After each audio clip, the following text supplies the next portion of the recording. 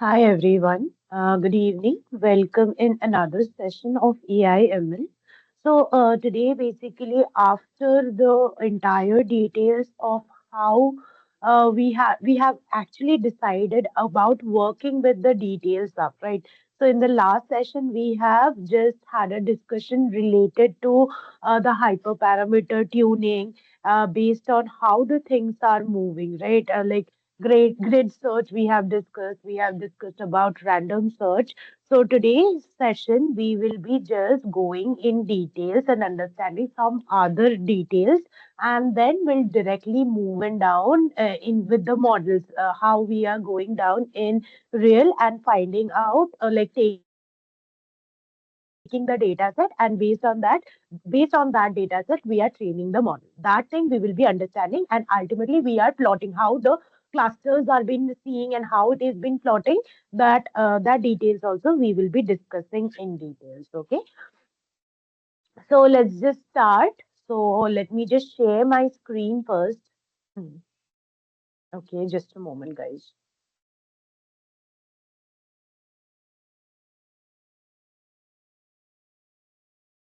Okay, fine. So hopefully my screen is all visible to you. So we'll first start with cross validation. What is cross validation? Okay.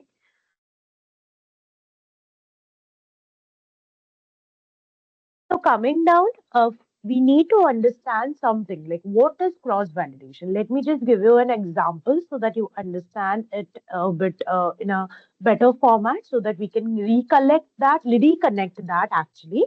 And after that, we can, when we will be just going down in the practical part of it, there you can just correlate that this is what we have studied and this is where we have implemented, right? So that is the major idea. Okay. So now, suppose imagine that you are studying for any of the exam of yours. Okay. And you are practicing only one single question again and again, right? So will you do well in the real exam, right? That is a question that is coming up. Maybe, of course, not, right? Because the answer, the exam answer questions, whatever be the questions that the exam will be giving, that would be different. Only a single question won't be there, right?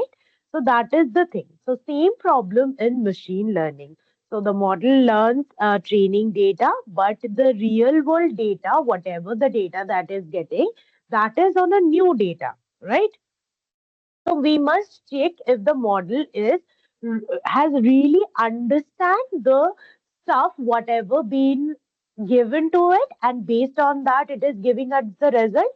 It's not that the model is just memorizing it and based on that it is giving us the result. It should be tested. So cross validation actually helps us to test this. Okay.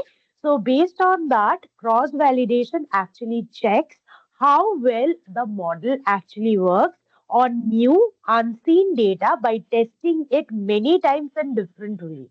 Okay. So we need to make sure that our model is performing well. There is no issue that the model is actually understanding the problem, and based on that it is giving the prediction. It shouldn't be the case that my model is overfitted based on that just by memorizing the stuff it is giving me the prediction. So it is doing well with the training data, that's well and good, but when we are getting it down with any of the text data, in that case, test data or new data, in that case, the model actually fails, right? So this condition should not occur. So that's why we are just testing our model again and again with different types of data and different new data, basically, like the data of same type, like how we want our prediction to be the same way, but with newer data, so that we can also test that how my model is doing with the newer data. And if there is an error, or if we are not getting that much accuracy with my model, then again, the same thing we are doing the hyperparameter tuning that we have already discussed in the last session. Okay. So now we'll just take a simple example. So suppose there is a teacher that has 10 students. Okay. So to test each of the testing method, so it teaches 9 students and tests 1 student. Okay. So and repeated, so every student gets the tested one. So that is exactly the procedure of cross validation, how we are taking it, right? So this is exactly the thing. Now, why we are not doing the test only once? We are doing the test multiple of times, right? So suppose if you are training on one part and testing on one part, which is what we are doing, right? So the result may be lucky and unlucky. So this is the case. Like we are doing the testing on a single part. So that result can come up like luckily we have got that result. So it's not just by giving the exact result, just by giving the exact value. It's just that just by luck we have got the same result, right? That means the model has got it by luck, not accurately understood or trained in the training phase, right? So there comes the concept of cross validation. It removes the luck and gives the fair result for each of the trials that we are making. Okay, so that is very important. Now, the most important type is coming outcome that is related to cross verification, cross validation. Really sorry. The most important type related to cross validation comes up to be k-fold cross validation. Okay, it's k-fold cross validation.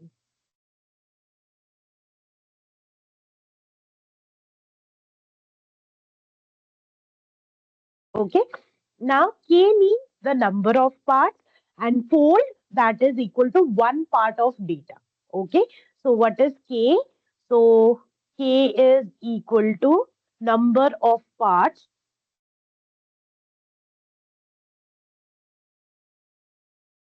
and fold that is equal to one part of the data.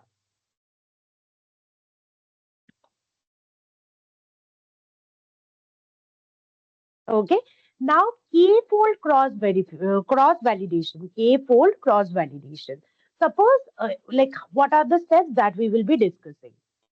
K-fold cross validation. So, yeah, cross validation.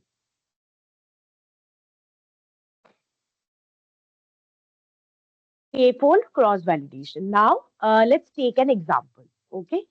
So, we are taking an example. The thing is, suppose we are taking 10 data points and choosing the value of K to be 5. What we are doing, we are taking 10 data points and choosing the value of K to be 5. Okay. So, now so when the data is divided in the 5 equal folds, in that case, okay, because we have taken 10 data and we have k value we have taken as 5. So whatever the entire data is, that data would be divided into 5 equal folds. So let's just have an idea. So we have a fold and we have the data. Okay. So since the data is 2, so we have the first fold and the number of data would be 2 points, 2 point data, right? So among 10, it will be divided into 2. So all of the fold will come from 1 to 5, will have 1, 2, 3, 4, 5. Yes. So just a moment, fill series. And now we will be having the 2 points for each, right? So we will be having 2 points each. Like since the total number of data that is 10, right? So now it is coming up like this. So fold would be first fold. There are 2 points. Second fold, 3 points. Next for third fold, 4 points. No, sorry, just a moment. Not 4 points. There is an issue. Yeah. All points will be 2 points. Really sorry for this. So there is fold and data. So first fold, there is two data. Second two fold, there is two data. Third fold, there is two data. Fourth fold, there is two data. And fifth fold, there is again two data points. Okay. Now, the thing that is coming up here, so we will be going accordingly. So let's take round. Next, take training data.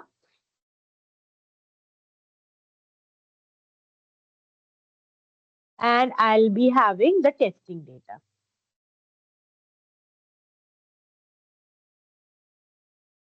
because we split the same data into two halves, that is training and testing.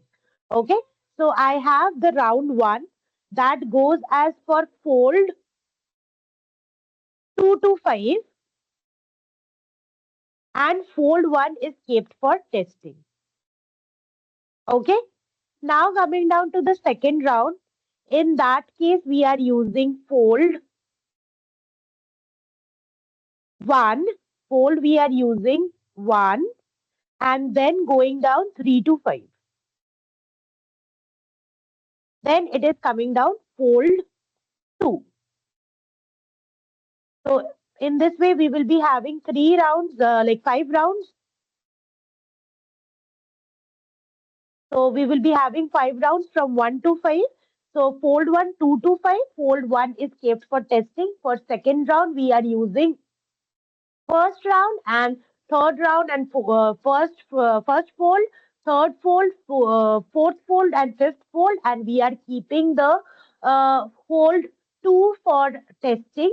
Similarly, here what we are doing, we are using fold 1, 2, 4, 5, and we are keeping the fold third for testing. Okay. Again, here what we are doing, we are using fold 1, 2, 3, 5, and we are just going for fold 4 that is not there in testing. That fold we are just keeping for testing. The fold that is not there in training, that fold we are just keeping it for testing. Okay. So again, coming down to fold 1 to 4, that is coming down for training data as a training data, and fold 5 we are just keeping it for the testing. So each fold becomes the test data once or the other, right? So that becomes the training data, like training the data with many times, and also we are able to just test it on that data. So after all rounds, so you got 5 scores. Like for all of the training sections, we will be getting 5 scores, right? 5 scores on accuracy, error, the F1 score, recall, whatever be it, you will be getting, right, for all. So you suppose, for example, you are getting for the first to 5 rounds.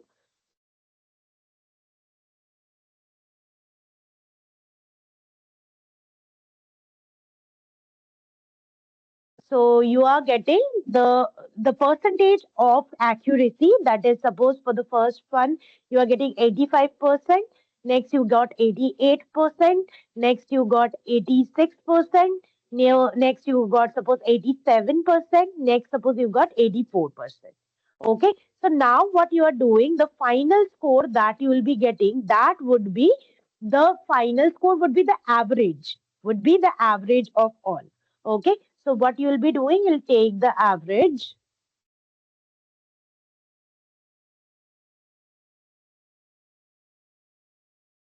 from here to here, and you'll close the bracket and you hit enter. So 86% is the average. So this is my trustworthy score, right? So this is what my trustworthy score is all about. So now, as we know, we have discussed about cross validation.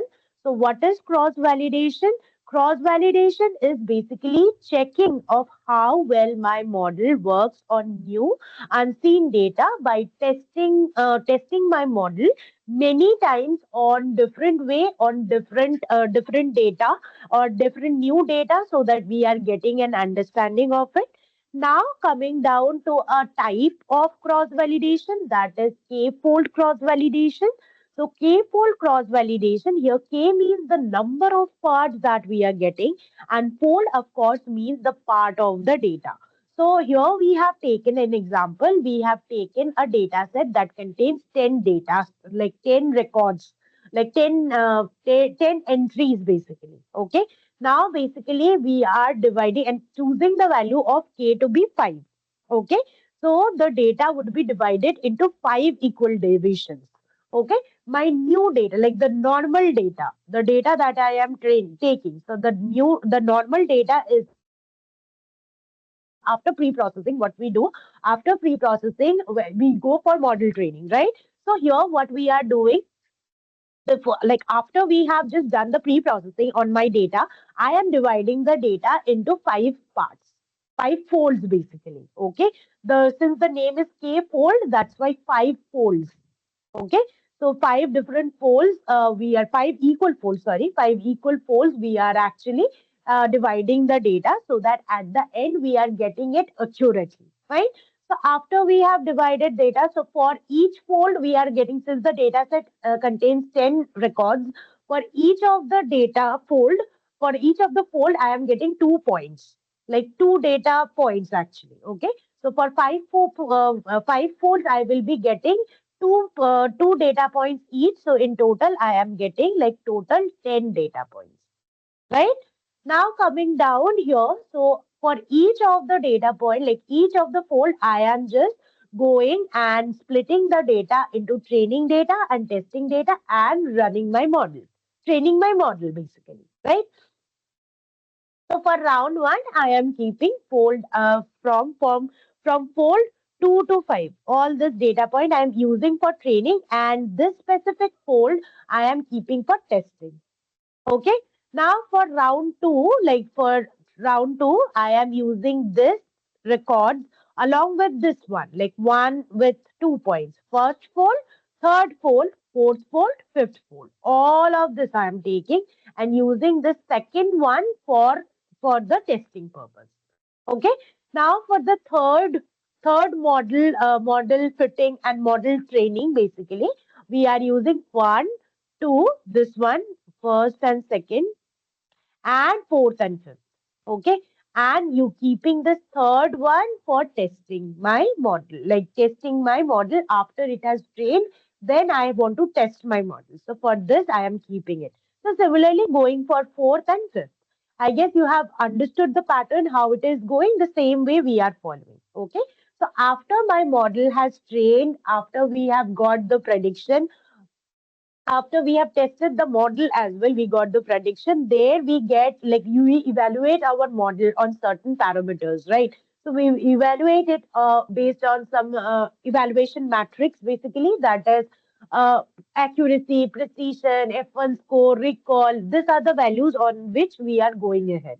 So as for a reference, we are taking that for after every round, we are getting the accuracy, we will be getting the model evaluated. So we will be definitely getting the evaluation of, like, we will be definitely getting the accuracy percentage.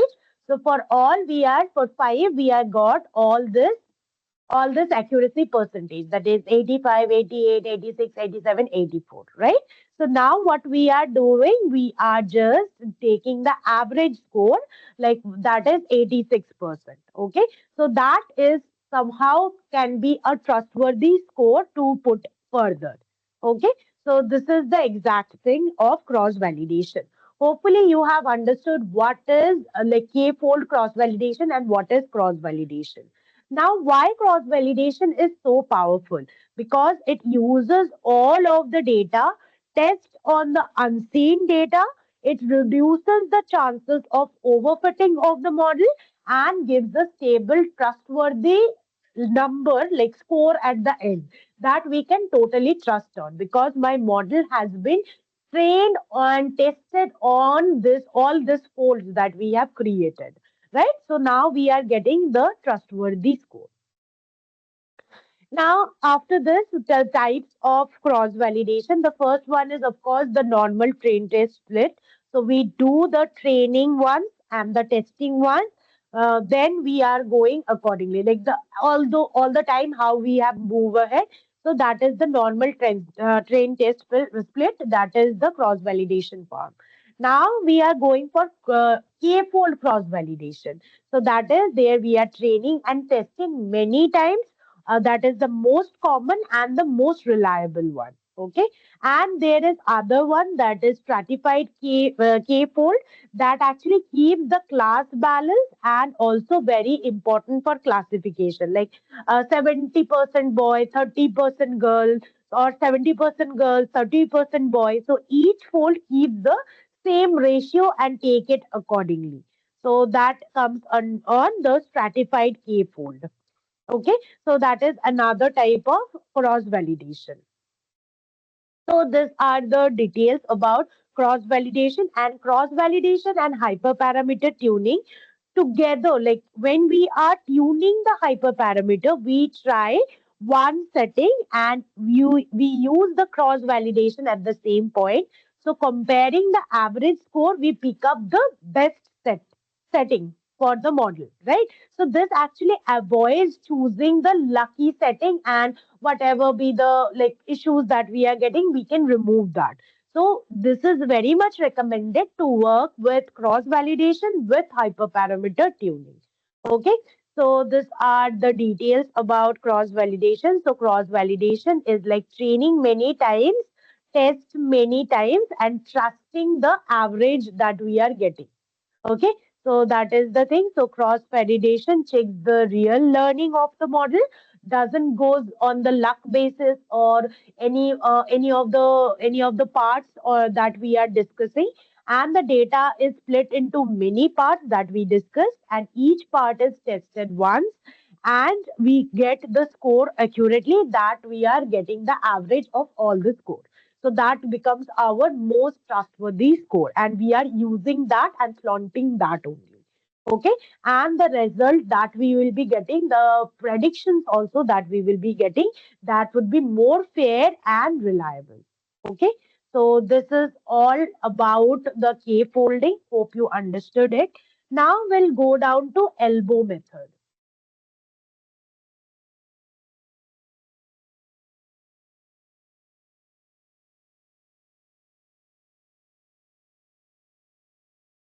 Elbow method.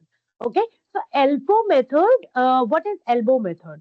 So the thing is, suppose you imagine that you are using the k-means clustering. Okay, so before k-means start, we have to just take the value of k, like choose the value of k, like how many groups I should make for the cluster. That is the question that I am having while working with k-means, right? I can take two groups, I can take three groups, I can take five groups, I can take 10 groups. So which one would be the absolute choice or the exact choice for me to take over or to start, right?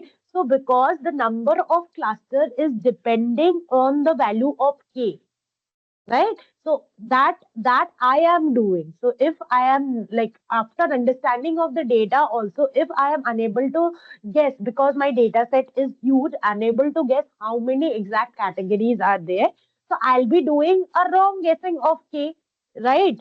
So that is not recommended up here. So we need to get the method that will help us to choose that value of k, right? So there comes the concept of elbow method that actually helps us to choose the best K value. Okay. Now coming down elbow method. What elbow method does? Elbow method actually finds the best number of clusters that we are uh, like looking for basically at whatever improvement slows down. Okay, at where we are getting the improvement slows down, that point we are choosing for the cluster. Okay, don't worry, we will be going down in there and we'll be seeing what exactly is the point. So elbow method actually finds the best number of clusters uh, according to us. So in better way, we can say actually that elbow method finds the best number of clusters by looking at where actually my improvement is going slow or going down. Going slow down, we can say at the end, right? So elbow method finds the best number of clusters by looking at where improvement actually slows down. That is the concept of elbow method. Now let's take an example. Suppose you are, imagine that you are buying the ice cream scoop. Okay, so suppose one scoop, that is like big improvement. Now, 2 scoop, that means still a good improvement.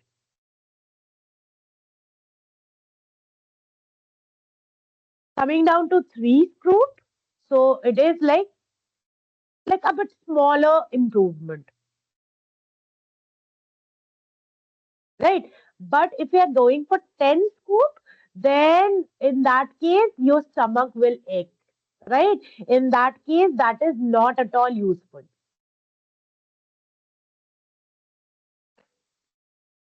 right? So there is a point where extra scoops stop being helpful, right?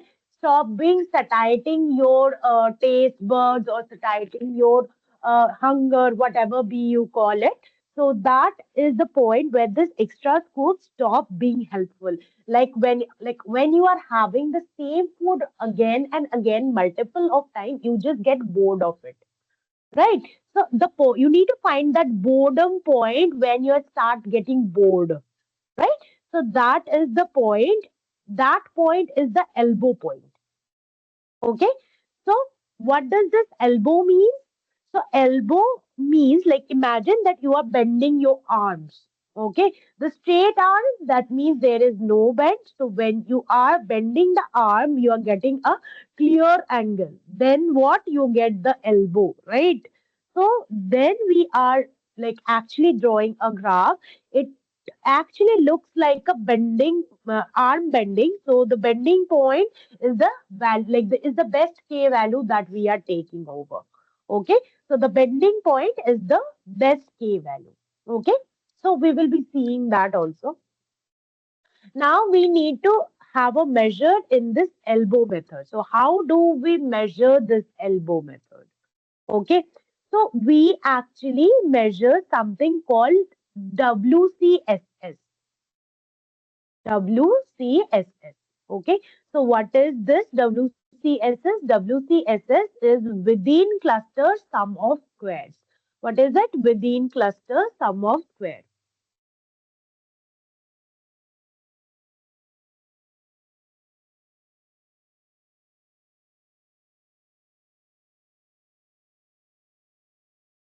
Okay, so it actually tests how far points are from the center of their group. How far the points are from the center of their group. Okay, so now we need to have a detailed idea about WCSS. Okay, so now suppose imagine that the students are standing around a teacher. Okay, so if the students are close, so the class is organized. Okay, if the students are far, then the class is messy, right? So WCSS actually measures how messy or neat the groups are. So if we are getting the value of WCSS as lower, so that means the cluster is neat.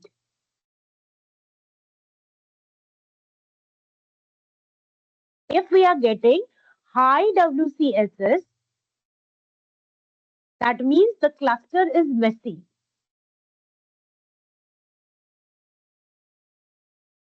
Okay, so that is exactly the details. So now suppose like let for an example, we are taking the value of k equals to 1, k equals to 2, and we are going down till k equals to 5.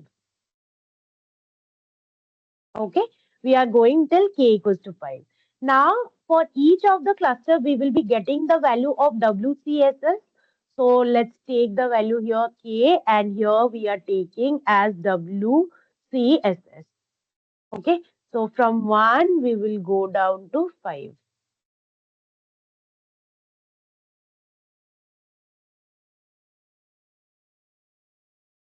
Suppose for this, for 1, the value of WCSS is 1000. For 2, the value is 500. For 3, the value is 300. The For 4, the value is 250. For 5, the value is supposed 230. Okay. So now we will draw a graph that is along x-axis we will be taking the x, the number of clusters, and y we will be taking this WCSS. What is this WCSS? We can call it as error. Okay. So we can call it as error. So the first drop, like of course, like from 1 to 2, it will be have a sudden drop from 1000 to 500. Then 500 to 300. There is a sudden drop. Then 300 to 250. Then 200 to 230. Right. So the drop far like fast at first place from 1000 to 500. A sharp drop, right? Then it drops slowly and gradually. Okay. So the big drop is coming when we are having k value equals to 1. That is at k equals to 1. There we are getting the drop as like we are getting a big drop. Okay. From k equals to 2, 500 to 300.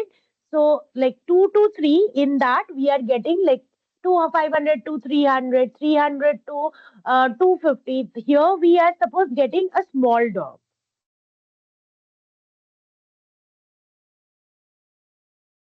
Here a bit lesser drop, like from here to here. From here to here, like from this big drop is from 1000 to 500.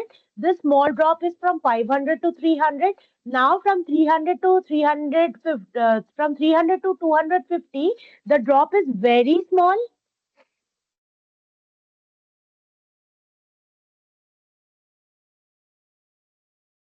right? So here in that case, I'll be taking the value of k equals to 3 as the exact value, because from here the drop is coming very small. Okay. So that's why I'll be concluding that k equals to 3 is my elbow point.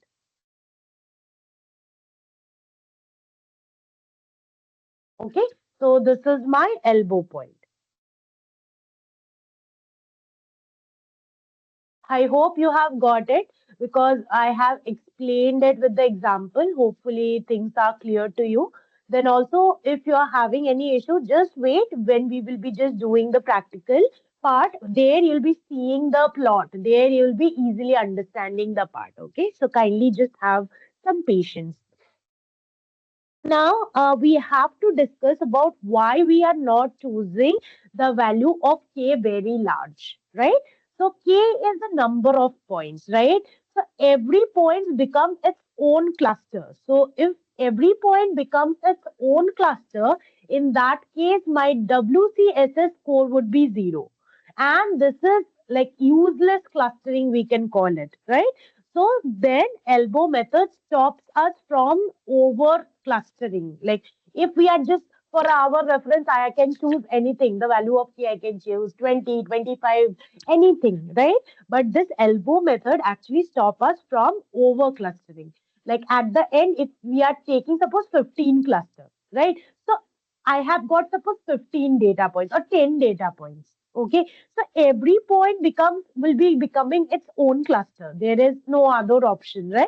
In that case, my error value, there would be no error, zero error, because each point is having a cluster.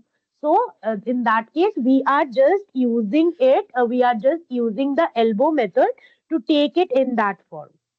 Okay. So hopefully things are clear to you. Now what we are doing, we are just going ahead with another form, that is we are suppose going ahead with the details. So suppose like before that, just take a very approximate idea. Like the thing is, if we are taking one group of k, the one group or one value, in that case my data would be like my clusters would be very messy. If we are suppose taking around two groups,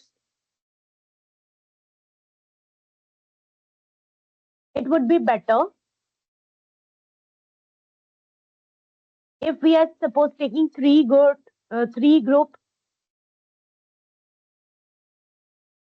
it would be good, of course. But if we are taking suppose 20 groups, that would be more confusing to us.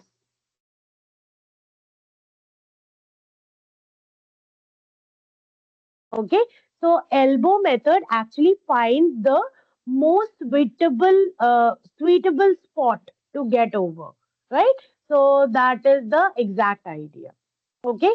So what is the advantage of elbow method? Of course, is it visually we can get the details and we can choose the value of k accordingly, and it works well with k means or any of the value because it is a clustering algorithm. K means here we need to get the value of k, choose the value of k.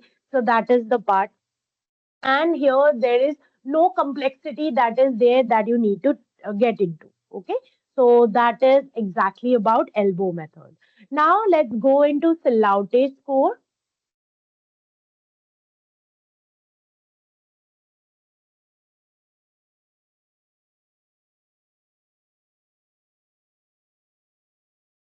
So what is the Celote score? Celote score is like one of the best and the smartest way by which we are getting the details out, like the evaluation of the cluster we can do with it.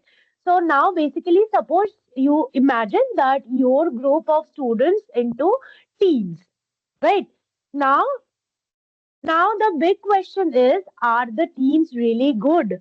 Are they actually mixed up well? That is the major idea, right? So what the Celote score does, Celote scores actually helps us to answer, are the students close to their own team?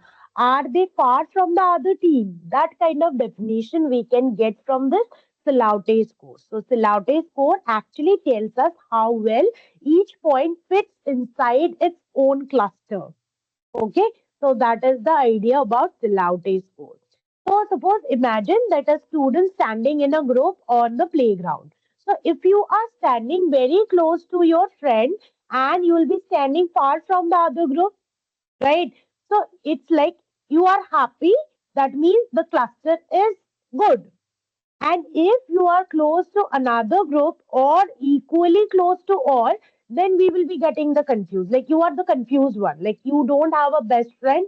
Like you are not, like you are going to each and every group and you are just taking it accordingly, right? So this would be the idea that is coming, right? So hopefully you have understood what I have tried to let you understand actually. So this student, like if the student is standing very close to a specific friend, so that means that that student or that person is happy in life and he has a best friend. So they have a equal vibe or that can go accordingly, right?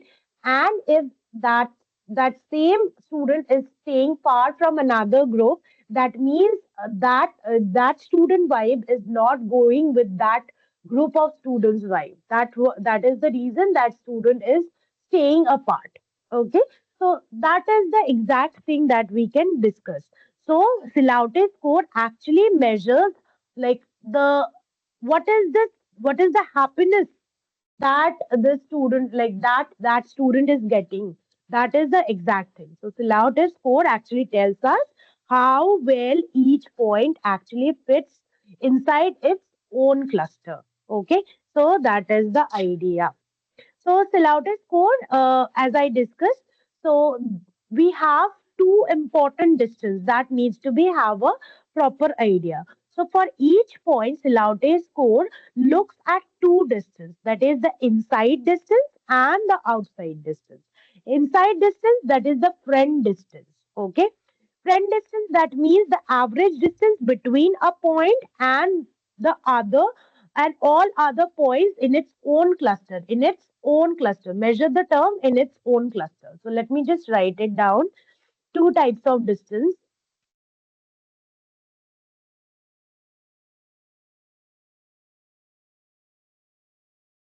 The very first one is inside distance.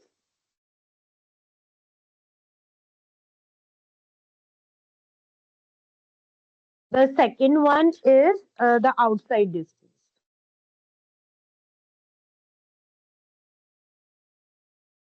Okay, so as discussed, inside distance is the average distance between a point and all other points in its own cluster.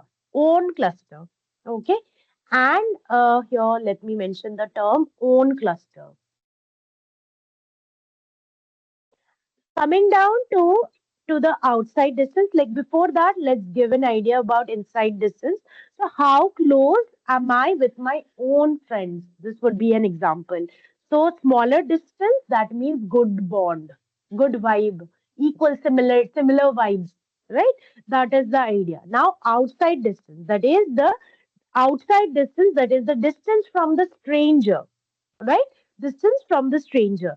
That is average distance between a point and the nearest other cluster. Okay. So how close am I to the next closest group? That is, I need to find out. So larger the value will give me like larger value of this outside distance. That is good. I need the outside distance, like that. I guess you know or you understand about the term of intra-cluster and inter-cluster. Intra-cluster, that is inside, uh, like let me just give you an idea here. Let's just draw a shape. Okay, fine. I want it like this.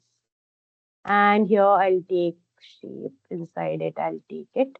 Control C, Control V, Control C, Control V, Control C, Control V, Control C, Control V. And we will be taking it here.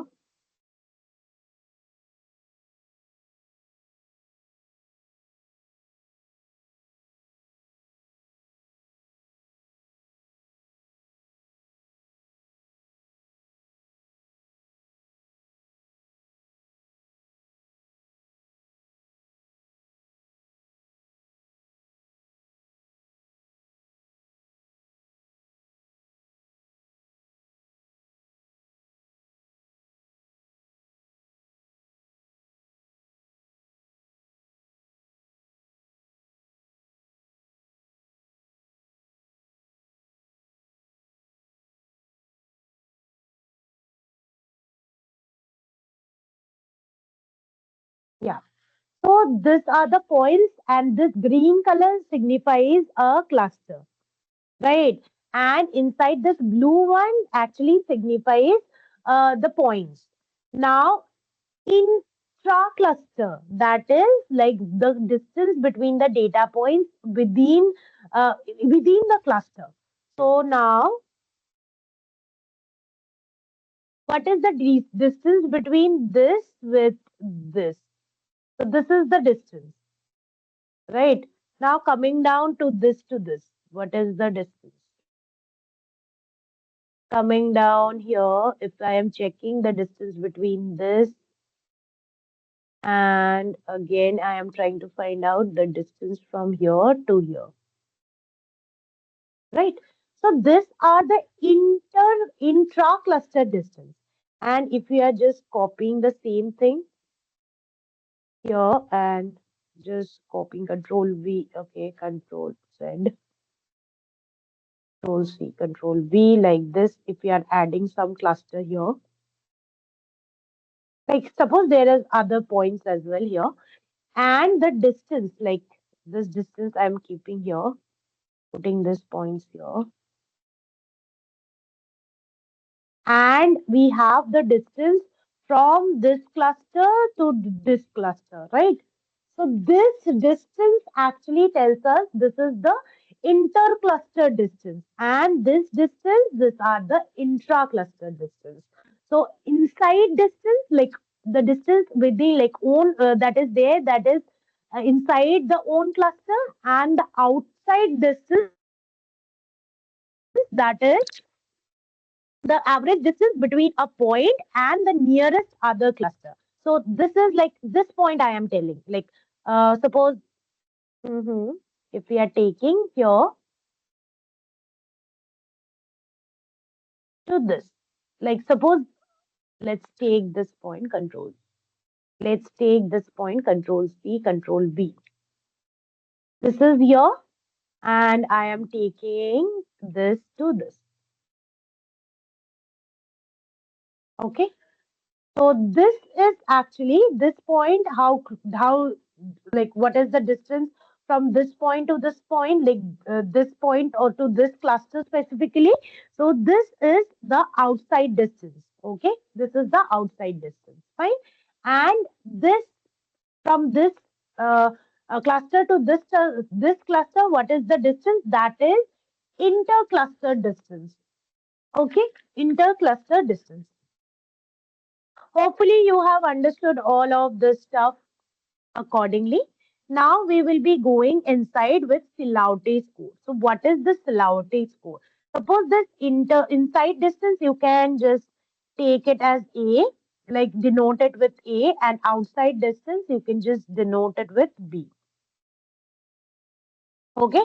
Now Silhouette score, like I'm just taking SS, that would be equal to B minus A divided by max A comma B. Okay, so that is what we are doing up here.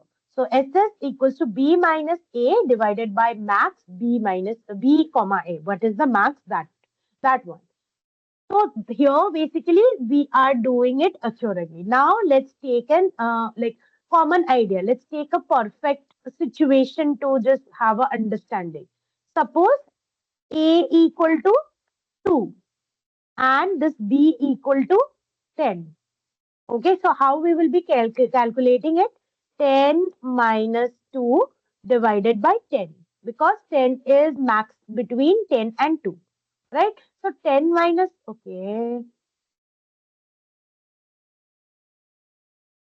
10 minus 2, okay, so that, okay, that is also not taking. So we'll just write it within quotes, 10 minus 2 divided by 10.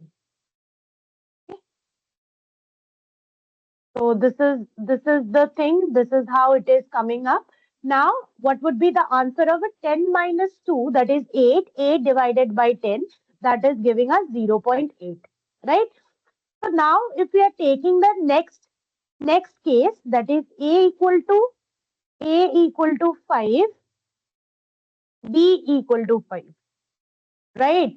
So that is 5 minus 5, 5 minus 5 divided by 5. Right? So that would give us the result as 0 only, right? So on the border, not sure in which group. This is the exact idea. And 0.8 means the value is closer to +1. That is a very good clustering. Okay. Now, suppose we have the idea, like the score of Skilloute score, where A value is 8 and B value is suppose 3. Okay. So 3 minus 8 that we need to do, 3 minus 8, that is divided by 8. So that gives us the value as minus 0.62, right? So this is the idea. This is the value we are getting. So that means the score is in negative. That is the point is in wrong cluster. That is this point is in wrong cluster. Okay. So this is the idea. So if the value of Silhouette score is +1, that means the perfect clustering.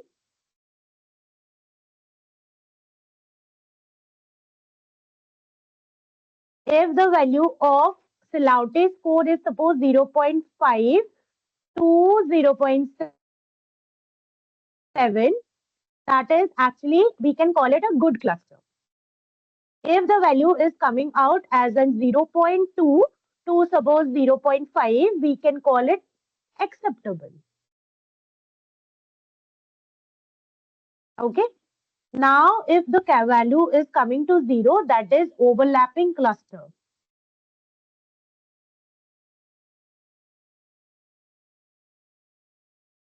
And if the value is coming out in negative, that is wrong cluster.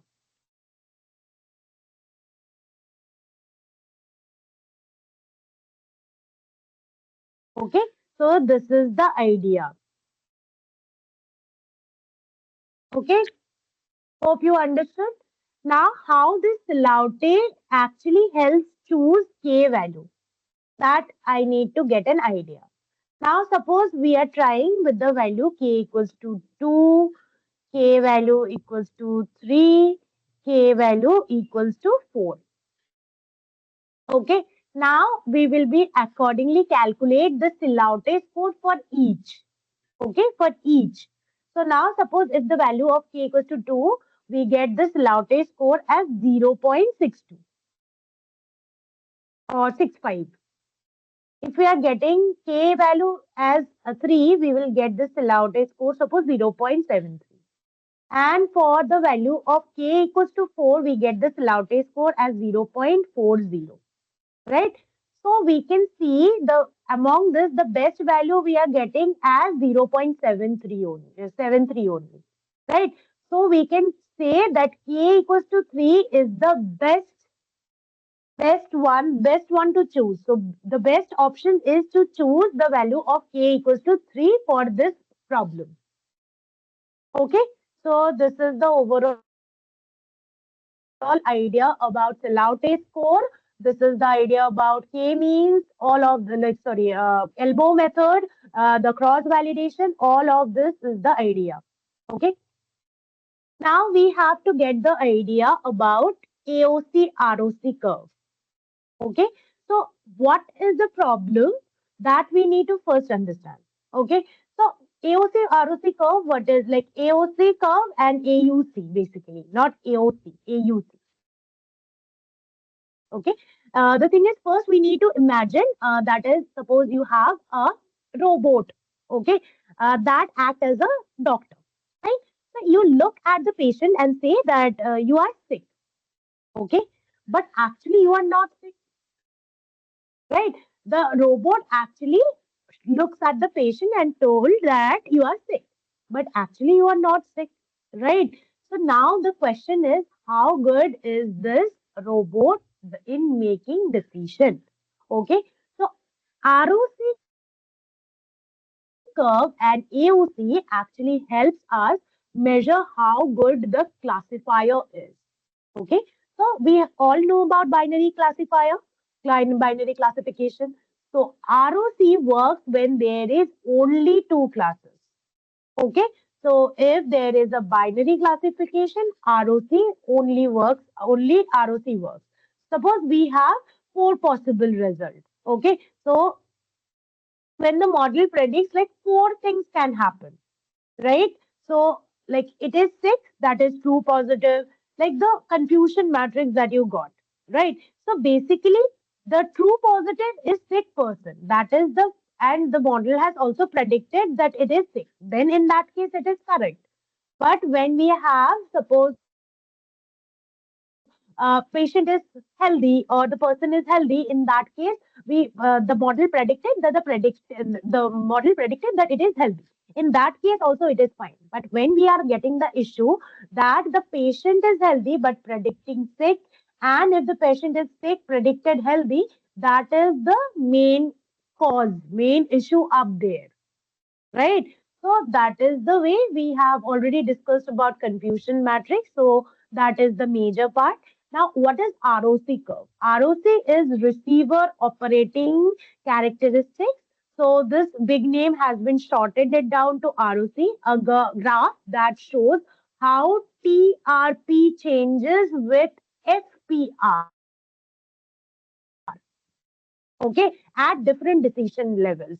What is this like TPR? TPR is the true positive rate. Okay, I guess by mistake I told TRP. Really sorry for that. It is TPR. TPR, like very all of you know, right? That is true positive rate in the confusion matrix. So how to find out TPR? That also we have discussed. That is TP divided by TP plus Fn. TP is true positive, that is divided by true positive plus false negative. So out of all of the sick people, how many did we correctly catch? This is the idea that we get by true positive rate. Okay. And coming down, FPR. That is FP divided by FP plus TN. Okay. So out of all healthy people, how many did we wrongly scared? Okay. So that is the idea. Okay. So now we have a threshold. Of course, the model does not say yes or no. It says that I am 80% sure that this person is sick. So we have to choose the threshold. So we need to, if we are suppose choosing the threshold of 0.5, above 0.5 would be would be sick. Okay, so that is the case. And each threshold gives a different TP and FP, so we need to have a proper check on that. Okay, and what about AUC? AUC, the area under the curve. So a single number that actually tells us how good the model is overall. So if the value of AUC is suppose 1, we are getting a perfect model. If we are getting the value as 0.9, then that is the model is good. Excellent, we can say. If the model is less than 0.5, the value of AOC, then the model is very bad. Okay. So in simple meaning, we can say that the probability that the model ranks a sick person higher than a healthy person. So AUC needs to be 0.9. That means like if it is 0.9, not needs to be. If it is 0.9, that is 90% chance the model is correct in ranking. Okay. So that is the ROC AUC. Okay. Now let's just go here in this. Okay. In this basically. Okay. So we have just used here. This is the k-means that we have taken here. So here we have what we have first taken. So here we have just loaded the data set, grouped the data using k-means clustering, measured how good the clustering is. We have drawn the graph and calculated the score like Silaute score and ROC. That is the entire thing that we have done here in the old section. Okay, now coming down here for the libraries. So we have first used imported the NumPy, then we have imported pandas, then matplotlib, tborn. We have used sklearn.dataset. From there we have taken imported load iris because we are using the iris dataset. Then from sklearn.cluster we have imported k-means because we want to take it ahead with the k-means clustering. Then we have just gone with pre-processing sections as standard scalar and label binaries. So that is the case. So what we are doing up here, what is this label binaries? So it converts the labels into 0 and 1 format. Okay. So suppose we have the flower, we all know about Irish data that we contains three different flower types. Setosa, vesicola, virsinica. So Setosa, it is converted into 1, 0, 0 like that. Vesicola is converted into suppose 0, 1, 0 like that Virsinica will be converted to 001 like this. Okay. So that is the work of label binaries.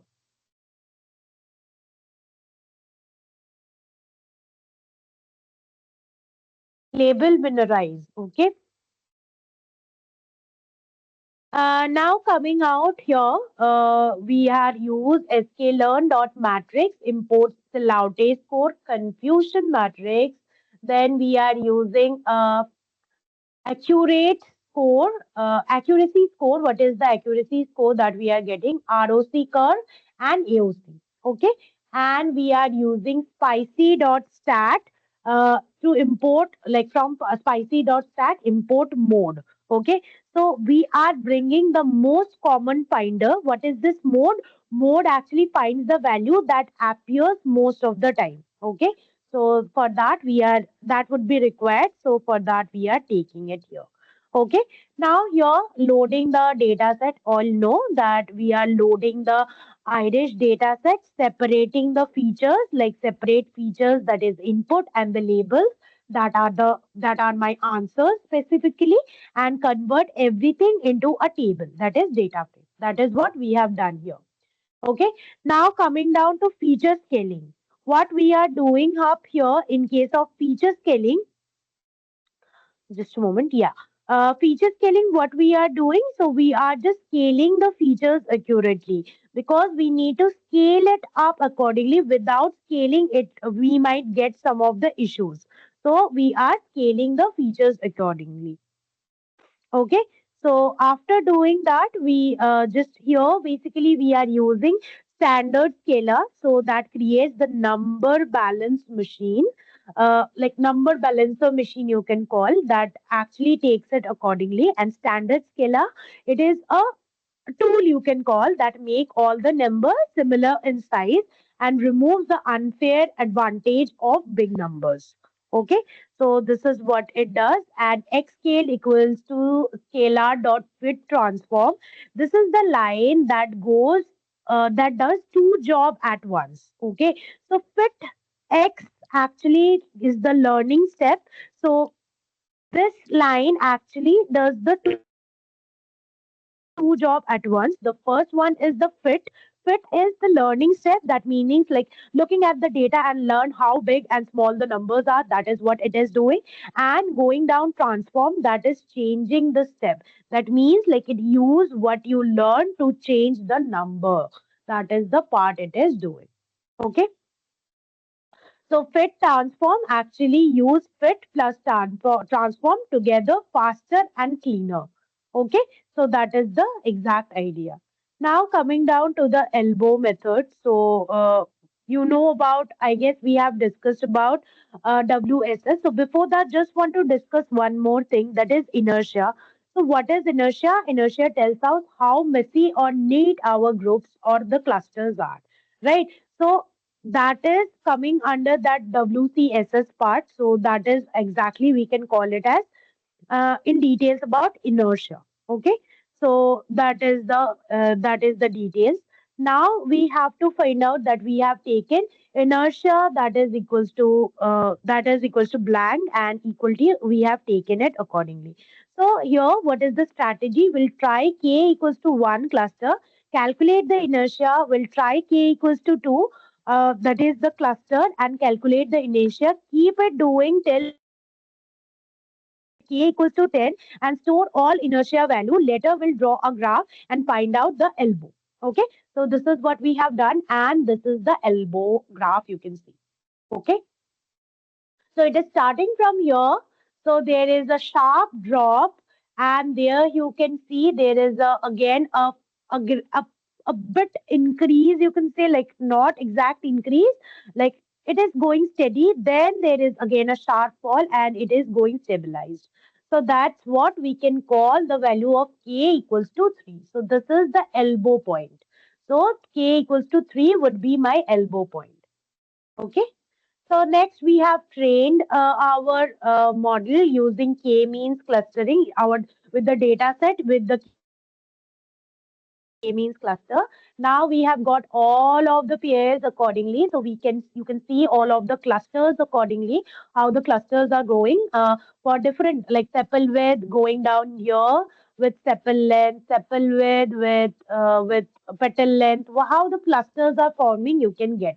Right now we are doing the PCA, so clay means clustering. So now you can see how exactly the clusters are looking. So this is one cluster, this is one cluster, and this is another. So the count of red is more, and we are getting the huge cluster for this. And we are doing the Silaute score. So Silaute score we are getting as 0.4799. So this is how we need to find it. Okay. Now the thing is here, the Silaute score is not that much. It is around zero point 0.4. I need a better form of it. So for that, we are using hyperparameter tuning and the other steps as well. Okay. So that we will be discussing in the next session. And accordingly, I guess you have understood till now how the things have moved in. If you get need to get a better in details description of it, that we will be giving in the next session, where we will be discussing about like how to increase the Salaute score, how we can increase the Salaute score, and we can increase the terms in that format. Okay, so that is the entire idea. Okay, so thank you guys for connecting in today's session. We will be continuing from here in the next session so that you can get a better idea how to use the hyperparameter tuning and the other parts, so that you also, if somehow your model is not performing well or the clusters are not that well, like the not that clean, how you can make that clean. Okay, okay, so that is the entire idea. Okay, guys, so thank you for connecting in today's session. We will be again connecting in the next session accordingly, and we will be completing this part, and we will be moving down directly with the neural networks. Okay, so thank you everyone. Bye for today. We'll connect in the next session.